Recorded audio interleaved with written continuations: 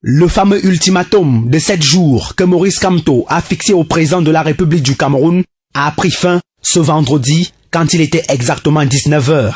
Paul Biya est toujours bien installé au palais des Tout-Dits et son gouvernement mobilisé pour lutter contre la crise sanitaire que traverse le pays. Mais depuis 7 jours, aucune trace de Maurice Kamto, lui qui avait habitué ses adeptes de la République virtuelle du Cameroun par ses discours chaque 2 jours, est porté disparu. Zéro proposition, zéro contribution, comme le font les vrais opposants dans d'autres pays comme le Nigeria, le Tchad ou encore le Gabon pour témoigner leur solidarité face à cette crise sanitaire. Après avoir loupé la mobilisation autour du pseudo-hold-up électoral, Maurice Kamto vient de remporter le prix du hors-sujet politique. Malgré la situation hautement sensible, malgré les morts, malgré la souffrance aiguë des Camerounais, le gourou en chef, à l'image de ces brebis égarées de la basse MRC, en sortant son ultimatum, espérait inciter une insurrection au Cameroun. Comment un leader politique normalement constitué peut vouloir braver les mesures restrictives du gouvernement en invitant les populations dans la rue dans ce contexte particulier?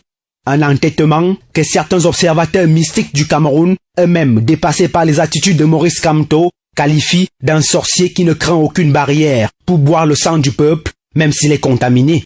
Le fondateur et gourou en chef de l'église politique des témoins de Kamto ne supporte certainement pas son confinement politique de ces 7 prochaines années au Cameroun. Après son score lamentable lors de la dernière élection présidentielle, il est hors course à la vie politique du Cameroun.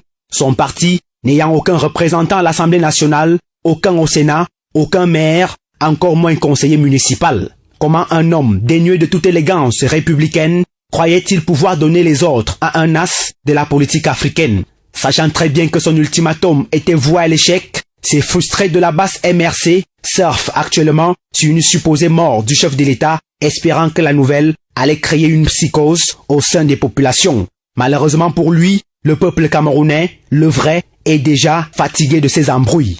Le président de la République, lui, est resté dans sa réserve habituelle, sa parole est rare